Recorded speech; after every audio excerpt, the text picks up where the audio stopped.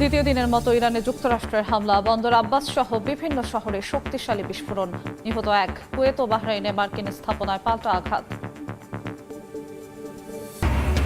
Ayatollah Ali খামেনির শোকযাত্রায় ইরাকে মানুষের ঢল, আগ্রাসনের বিরুদ্ধে কারবালা, বৈরুতে প্রতিরোধের হুঙ্কার।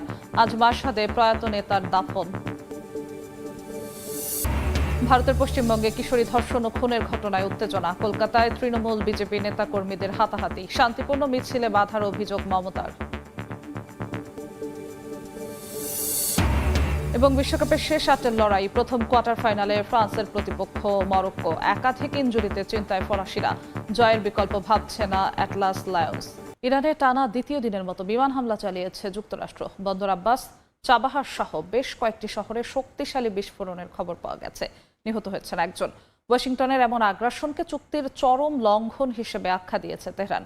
একই সঙ্গে কুয়েত ও বাহরাইনে মার্কিন স্থাপনায় পাল্টা আঘাতের দাবি করেছে আইআরজিসি। যদিও ডোনাল্ড ট্রাম্প জানিয়েছেন ইরানের সঙ্গে পূর্ণমাত্রার যুদ্ধ শুরুর পরিকল্পনা তার নেই। হরমুজ প্রণালীতে বাণিজ্যিক জাহাজে ইরান আক্রমণ চালিয়েছে এমন অভিযোগের জেরে দেশটিতে আবারও হামলা চালিয়েছে মার্কিন সেনারা। বন্দর আব্বাস, সিরিক, কোনারাক ও চাবাহার সহ বেশ কয়েকটি প্রধান শহরে একের পর এক শক্তিশালী বিস্ফোরণের শব্দ শোনা গেছে। পরিস্থিতি মোকাবিলায় বন্দর আব্বাস ও বুশেহর প্রদেশে সক্রিয় করা হয়েছে বিমান প্রতিরক্ষা ব্যবস্থা। ভারী বোমাবর্ষণের জেরে চাবাহার সহ কিছু এলাকার বিদ্যুৎ সংযোগ সম্পূর্ণ বিচ্ছিন্ন হয়ে পড়ে। হঠাৎ করেই ওয়াশিংটনের এই হামলাকে সমঝোতা স্মারকের চরম লঙ্ঘন বলে তীব্র নিন্দা জানিয়েছে ইরানের পররাষ্ট্র মন্ত্রণালয়। তেহরানের অভিযোগ, কূটনৈতিক আলোচনার পিঠে ছুরি মেরে মার্কিন প্রশাসন শুধু সামরিক উস্কানি বাড়ায়নি, বরং ইরানের বিরুদ্ধে অর্থনৈতিক যুদ্ধও শুরু করেছে। এই বিপজ্জনক সংঘাতের সব দায় যুক্তরাষ্ট্রকেই নিতে হবে বলে হুঁশিয়ারি দিয়েছেন ইরানের পররাষ্ট্রমন্ত্রী আব্বাস আরাকচি। একই সাথে মধ্যস্থতাকারী দেশ পাকিস্তানও গভীর উদ্বেগ প্রকাশ করে দুই পক্ষকেই সংযম দেখানোর আহ্বান জানিয়েছে। হুঁশিয়ারি উচ্চারণ করে মার্কিন প্রেসিডেন্ট ডোনাল্ড ট্রাম্প বলেছেন, ইরানের বিমান প্রতিরক্ষা ব্যবস্থা এবং বর্তমান নেতৃত্বকে একদিনেই গুড়িয়ে দেয়া হয়েছে এবং তারা হামলা চালালে মার্কিন বাহিনী 10 গুণ বেশি শক্তিশালী আঘাত করবে। ট্রাম্প আরও দাবি করেন তিনি এখন ইরানিদের 1 নম্বর target. And you know what? I may be gone too, because I'm their number one target. It's out all over the place. I'm their number one because they're scum. That's the way they act, and that's the way they've done it for 47 years. এদিকে মার্কিন vice president JD Vance সাফ জানিয়েছেন, Iran যদি Hormuz প্রণালী বন্ধের চেষ্টা করে তবে মার্কিন সামরিক বাহিনী আরও কঠোর জবাব দেবে। ভারত ও আফগানিস্তানের কাঁধে বন্দুক রেখে এক ঢিলে দুই পাখি মারার এক ভয়ঙ্কর খেলায় মেতেছে ইসরায়েল। সাধারণ দৃষ্টিতে এটিকে মিত্রতা মনে হলেও এর মূল লক্ষ্য ভারতের চিরশত্রু, পরমাণু শক্তিধর মুসলিম দেশ পাকিস্তান এবং ইসরায়েলের নিজের প্রধান শত্রু আরেক মুসলিম দেশ ইরানকে একযোগে শায়েস্তা করা। দূরত্বের হিসাবে নয়াদিল্লি আর তেল আবিব একে অপরের থেকে 1000 মাইল দূরে অবস্থিত, কিন্তু ক্ষমতার গোপন হিসাব নিকাশ ও স্বার্থের কারণে দূরত্বের সীমানা মুছে গিয়ে ভারত এখন হয়ে উঠেছে ইসরায়েলের সবচেয়ে বড় কৌশলগত বন্ধু। দিল্লিকে ব্যবহার করে তেহরান ও ইসলামাবাদকে কোণঠাসা করতে পারবে তেল আবিব। নেতানিয়াহু সরকারের সুদূর প্রসারী পরিকল্পনার কেন্দ্রবিন্দুতে রয়েছে আফগানিস্তান। ভারতের সাথে আফগানিস্তানের ঐতিহাসিক সুসম্পর্ককে হাতিয়ার বানাতে চায় ইসরায়েল। তাদের মূল উদ্দেশ্য আফগানিস্তানের মাটিতে অস্থিরতার আগুন জ্বালিয়ে রাখা। দেশটির অভ্যন্তরীণ পরিস্থিতি সবসময় অশান্ত রাখতে পারলে সবচেয়ে বড় ধাক্কা খাবে ইরান। ইরানের সাথে আফগানিস্তানের রয়েছে দীর্ঘ সীমান্ত, ফলে আফগান ভূখণ্ডে বড় ধরনের বিশৃঙ্খলা ইরানকে ঠেলে দেবে গভীর নিরাপত্তা সংকটের মুখে। আর এই সুযোগটি নিতে চায় ইসরায়েল। অবশ্য এসব ধারণাকে অনেকেই ষড়যন্ত্র তত্ত্ব হিসেবে উড়িয়ে দেন, কিন্তু সংশ্লিষ্ট নানা গুঞ্জন ও তথ্যাদি তৈরি করে ভিন্ন ভাবনার অবকাশ। ইসরায়েল ও তার উগ্রপন্থী প্রশাসনের নেয়া কৌশলের সবচেয়ে বড় লক্ষ্য হল ভারতের চিরশত্রু পাকিস্তান। পারমাণবিক শক্তির অধিকারী পাকিস্তানকে বিশ্বমঞ্চে এক বড় হুমকি মনে করে ইসরায়েল। তাই ভারতের সাথে হাত মিলিয়ে তারা পাকিস্তানের উপর সার্বক্ষণিক একটি মনস্তাত্ত্বিক চাপ বজায় রাখার চেষ্টা করছে।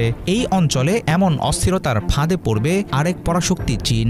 আফগানিস্তানের সাথে সীমান্ত থাকায় চীন ও পাকিস্তানকে সবসময় থাকতে হবে চাপের মধ্যে, আর এই পরিস্থিতি ইসরায়েল দেবে বড় ধরনের সুবিধা। ভারতের সঙ্গে ঘনিষ্ঠতা বৃদ্ধির মাধ্যমে ইসরায়েল আরও একটি বড় লক্ষ্য অর্জন করতে মরিয়া চেষ্টা চালিয়ে যাচ্ছে। সেটি হলো পাকিস্তান, সৌদি আরব এবং তুরস্কের মধ্যকার সম্ভাব্য শক্তিশালী মুসলিম জোটকে ভেতর থেকে দুর্বল করে দেওয়া। আফগান মাটিতে নিজেদের প্রভাব খাটিয়ে তেল আবিব নিশ্চিত করতে চায় এই অঞ্চলের কোনো জোট শক্তি যেন কোনো অবস্থাতেই ফিলিস্তিন কিংবা ইরানের পক্ষে আওয়াজ তুলতে না পারে। ইসরায়েল আসলে চায় দক্ষিণ এশিয়ায় তার প্রতিদ্বন্দ্বী রাষ্ট্রগুলো যেন নিজেদের সমস্যা নিয়েই সবসময় ব্যস্ত থাকে। আবারও তুমুল পাল্টাপাল্টি সংঘর্ষে জড়িয়ে পড়ল ইরান ও আমেরিকা। যুদ্ধবিরতি ভঙ্গ করে ইরানের ৮০টি স্থাপনায় হামলা চালিয়েছে মার্কিন বাহিনী। পাল্টা জবাবে কুয়েত ও বাহরাইন সহ মধ্যপ্রাচ্যে থাকা অন্তত ৮৫টি মার্কিন লক্ষ্যবস্তুতে আঘাত এনেছে তেহরান। ধ্বংস করেছে $৩.৫ কোটি দামের মার্কিন ড্রোন। আর এরপরে ইরানের নেতাদের জঘন্য, অসুস্থ মানুষ ও নৃশংস সহিংস প্রকৃতির লোক উল্লেখ করে যুদ্ধবিরতি শেষের ঘোষণা দেন মার্কিন প্রেসিডেন্ট ডোনাল্ড ট্রাম্প।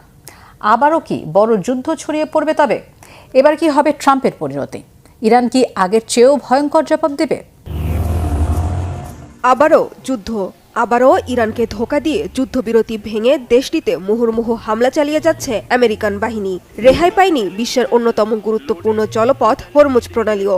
জলপথটিতে ইরানের বিপ্লবী বাহিনী IRGCর 60টিরও বেশি ছোট নৌকার পাশাপাশি ইরানের বিমান প্রতিরক্ষা ব্যবস্থা, উপকূলীয় রাডার সাইট, ক্ষেপণাস্ত্র কেন্দ্র সহ মোট 80টি স্থাপনায় হামলা চালিয়েছে আমেরিকা। পাল্টা জবাব দিতে এবারও দেরি করেনি ইরান।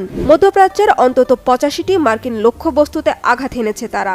এরই মধ্যে যুদ্ধবিরতি শেষের ঘোষণাও দিয়েছেন মার্কিন প্রেসিডেন্ট। ফলে প্রশ্ন উঠছে, যুদ্ধবিরতি আলোচনার মাঝে হঠাৎ করে একতরফাভাবে কেন তার শেষের ঘোষণা দিল আমেরিকা? আয়াতুল্লাহ আলী খামেনির জানাজার সময়ে ইরানে কোনো হামলা হবে না, আমেরিকার সেই প্রতিশ্রুতি কি তাহলে মিথ্যা? এমনকি খামেনির জানাজা ও দাফন শেষ হওয়ার পরই নতুন করে ইরান ও আমেরিকার আলোচনায় বসার কথা ছিল। তারই বা কি হবে? কেন প্রতিশ্রুতি রাখেনি মার্কিনিরা? কেন এই বিশ্বাসঘাতকতা? নতুন করে এই যুদ্ধের শুরু মঙ্গলবার। হরমুজ প্রণালীতে সৌদি আরব ও কাতারের 3টি ট্যাঙ্কার জাহাজে হামলার অভিযোগ তুলে ইরানের ওপর বিধ্বংসী হামলা শুরু করে মার্কিন বাহিনী। মার্কিন সেন্ট্রাল কমান্ড সেন্টকম জানিয়েছে, যুদ্ধবিরতি লঙ্ঘন ও হরমুজ প্রণালীতে নৌ চলাচলের স্বাধীনতায় বাধা দেয়ায় ইরানের বন্দর আব্বাস, সিরিক ও কেশম দ্বীপে হামলা চালানো হয়েছে। অন্তত 80টি লক্ষ্যবস্তুতে হামলার দায়ও স্বীকার করেছে সেন্টকম। হামলার আগেই গেল মাসে সমঝোতা স্মারক সইয়ের পর ইরানের ওপর থেকে তেল বিক্রির যে নিষেধাজ্ঞা সাময়িক সময়ের জন্য তুলে নেওয়া হয়েছিল, সেই নিষেধাজ্ঞাও পুনর্বহাল করেছে মার্কিন ট্রেজারি ডিপার্টমেন্ট। শুধু তাই নয়, হরমুজ প্রণালীতে হামলা চালানোই ইরানকে অসুস্থ জাতি আখ্যা দিয়ে চলমান যুদ্ধবিরতি শেষ করার ঘোষণাও দিয়েছেন মার্কিন প্রেসিডেন্ট ডোনাল্ড ট্রাম্প। ওরা অসুস্থ, ওরা জঘন্য হিংস্র জাতি, ওদের নেতৃত্ব দেয় অসুস্থ লোকেরা। আমরা আলী খমেনির শেষকৃত্যের কাজ শেষ করার সুযোগ দিয়েছিলাম, তার বদলে ওরা হরমুজ প্রণালীতে রকেট ছুটতে শুরু করে। তাই আমরা ওদের উপর খুব কড়া আঘাত এনেছি, খুবই কড়া। আমি মনে করি সব শেষ। আমি ওদের সাথে আর কোনো সম্পর্ক রাখতে চাই না।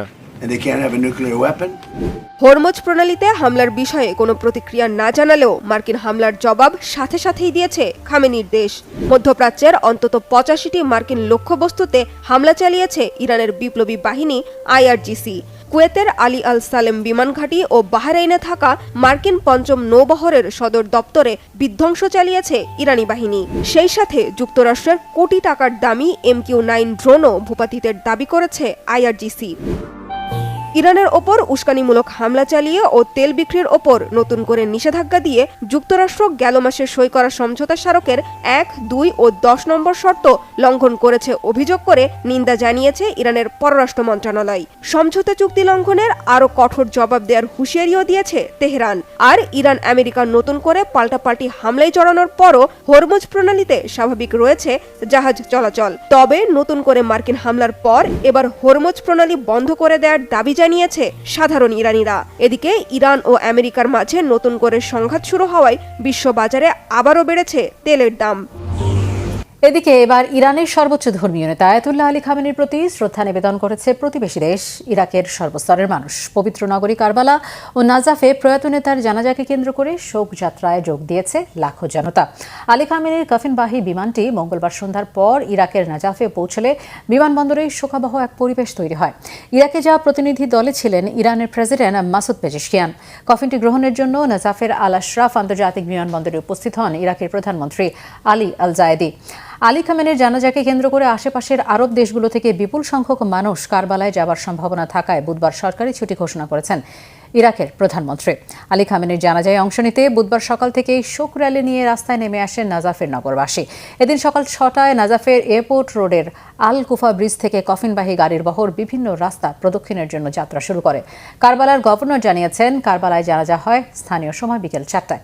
পূর্ব পরিকল্পনা অনুযায়ী নাজাফে প্রায় 6 কিলোমিটার আর কারবালায় 5.8 কিলোমিটার দীর্ঘ শোকযাত্রা হয়। সার্বিক আনুষ্ঠানিকতা শেষে আলী খামেনির কফিন আবারও ইরানে ফিরিয়ে নেওয়া হবে। বৃহস্পতিবার মাশহাদ শহরে আরেকটি শোভাযাত্রা ও জানাজার পর তাকে হজরত ইমাম রেজার মাজারে দাফন করা হবে। নিষেধাজ্ঞা প্রত্যাহার করে তুরস্কের কাছে অত্যাধুনিক F-35 যুদ্ধবিমান বিক্রির ঘোষণা দিয়েছে মার্কিন প্রেসিডেন্ট ডোনাল্ড ট্রাম্প। মঙ্গলবার তুরস্কে পশ্চিমা সামরিক জোট ন্যাটোর শীর্ষ সম্মেলনে যোগ দিয়ে দেশটির প্রেসিডেন্ট রিসেপ তাইয়েপ এরদোয়ানের সাথে বৈঠকের আগে এই ঘোষণা দেন ট্রাম্প। তবে উদ্বেগের মধ্যে পড়েছে মার্কিন মিত্র ইসরায়েল। তুরস্কের কাছে যুক্তরাষ্ট্র F-35 স্টেলথ যুদ্ধবিমান বিক্রি করলে তা মধ্যপ্রাচ্যে ইসরায়েলের সামরিক শ্রেষ্ঠত্ব ও নিরাপত্তার জন্য বড় হুমকি বলে মনে করছেন ইসরায়েলের প্রধানমন্ত্রী বেনিয়ামিন নেতানিয়াহু। মুসলিম বিশ্বের বলিষ্ঠ কণ্ঠস্বর হিসেবে নিজের জনপ্রিয়তা ধরে রেখেও কিভাবে পশ্চিমাদের কাছ থেকে ফায়দা হাসিল করতে হয় তা আরও একবার প্রমাণ করলেন তুরস্কের প্রেসিডেন্ট রিসেপ তাইয়েপ এরদোয়ান। সব জল্পনার অবসান ঘটিয়ে অবশেষে তুরস্কের ওপর থেকে নিষেধাজ্ঞা তুলে নিয়ে অত্যাধুনিক F-35 যুদ্ধবিমান বিক্রির ঘোষণা দিয়েছেন মার্কিন প্রেসিডেন্ট ডোনাল্ড ট্রাম্প। তুরস্কের রাজধানী আঙ্কারায় 7 জুলাই থেকে শুরু হয়েছে ন্যাটোর 36তম শীর্ষ সম্মেলন। 2 দিনব্যাপী এই সম্মেলনে জোটের 32টি সদস্য দেশের রাষ্ট্রপ্রধানরা অংশ নিচ্ছেন। সেখানে এরদোয়ানের সঙ্গে বৈঠকে বসার আগে ওই ঘোষণা দেন ট্রাম্প। 2020 সালে রাশিয়ার তৈরি S-400 ক্ষেপণাস্ত্র প্রতিরক্ষা ব্যবস্থা কেনায় তুরস্কের ওপর নিষেধাজ্ঞা আরোপ করেছিল ওয়াশিংটন। ওই সময় F-35 যুদ্ধবিমান কর্মসূচি থেকেও আঙ্কারাকে বাদ দেওয়া হয়। তুরস্কের ওপর আরোপিত এই নিষেধাজ্ঞার বিষয়ে সাংবাদিকরা জানতে চাইলে প্রেসিডেন্ট ডোনাল্ড ট্রাম্প বলেন, আমরা এসব নিষেধাজ্ঞা তুলে নিতে যাচ্ছি। ইরান প্রসঙ্গ টেনে মার্কিন প্রেসিডেন্ট ডোনাল্ড ট্রাম্প তুরস্ককে যুক্তরাষ্ট্রের ঘনিষ্ঠ মিত্র হিসেবে অভিহিত করেছেন। তিনি বলেন, ইরানকে তুরস্ক খুব ভালোভাবে বোঝে এবং মধ্যপ্রাচ্যের পরিস্থিতি মোকাবেলায় আঙ্কারা গুরুত্বপূর্ণ ভূমিকা পালন করছে। মার্কিন মিত্র ইসরায়েলের সঙ্গে তুরস্কের সম্পর্কের টানাপোড়েনের প্রসঙ্গ টেনে ট্রাম্প বলেন, কিছু মানুষ মনে করেছিলেন তুরস্ক এই সংঘাতে জড়িয়ে পড়তে পারে, তবে দেশটি তা করেনি। তার মতে তুরস্ক একটি অত্যন্ত শক্তিশালী সামরিক রাষ্ট্র, তারা যুদ্ধে জড়াতে পারত কিন্তু তা করেনি। তবে ট্রাম্পের এই সিদ্ধান্তে বেজায় অখুশি ইসরায়েলের প্রধানমন্ত্রী বেনিয়ামিন নেতানিয়াহু। তুরস্কের কাছে যুক্তরাষ্ট্র F-35 স্টেলথ যুদ্ধবিমান বিক্রি করলে তা মধ্যপ্রাচ্যে ক্ষমতার ভারসাম্য ধ্বংস করবে বলে মন্তব্য করেছেন তিনি। নেতানিয়াহুর ভাষায় তুরস্কের হাতে এই ক্ষমতা তুলে দিলে বিশ্বকে আগ্রাসনের উত্থান দেখতে হবে। 7 জুলাই মার্কিন সংবাদ মাধ্যম CNN-কে দেওয়া এক সাক্ষাৎকারে এসব কথা বলেন নেতানিয়াহু।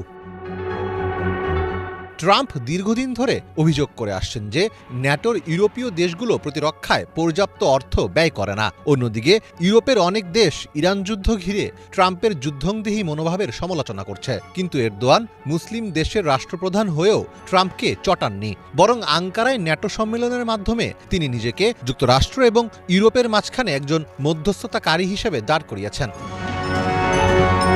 বিশ্লেষকদের মতে ট্রাম্পের সাথে ইউরোপীয় নেতাদের দূরত্ব সৃষ্টি হওয়ায় বিষয়টিকে এরদোয়ান লুফে নিয়েছেন। ট্রাম্প যখন ইউরোপের অন্যান্য দেশের আনুগত্য নিয়ে প্রশ্ন তুলছেন, তখন এরদোয়ান তুরস্ককে ট্রাম্পের সামনে ন্যাটোর সবচেয়ে অনুগত ও নির্ভরযোগ্য অংশীদার হিসেবে উপস্থাপন করছেন। এর ফলে ন্যাটোর ভেতর তুরস্কের দর কষাকষির ক্ষমতা অনেক বেড়ে গেছে।